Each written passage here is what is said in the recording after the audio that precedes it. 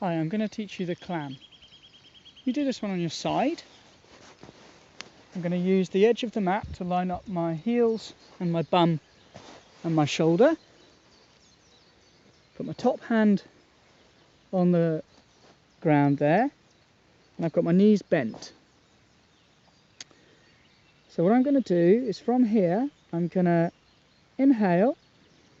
As I begin the exhale, I'm going to pull my tummy in. I'm also going to be trying to pull my midriff there a little bit away from the floor, and my underneath shoulder a little bit towards my underneath hip. So there's a connection there on the underside of my body. And as I exhale, I'm pushing my feet together as hard as I can to lift up that top knee. And then I inhale as it goes back down. Now, there's some things that you have to think about here.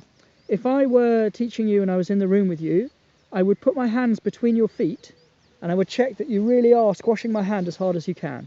So that makes sure that you're using the right muscles to lift that top knee. The next thing to think about is I might also stand right behind you with my leg just behind your hips there to check that your hip's not rocking back. So if I lift too far, then my hip rocks back. You can see it's moved there. So you've got to try and figure out how far can I lift without my hip rocking back. You can deliberately push your hip this way to stop it rocking back, and that'll get you a little bit further before it rocks, but it will eventually rock. So a good trick when you're learning this one is to do it with something behind you. Like you could do it with your hips against the wall there, so you can just check when your hip starts pushing into the wall, you know that you've gone too far. So you can learn where the limit is in your body. Obviously you do that exercise on the other side as well.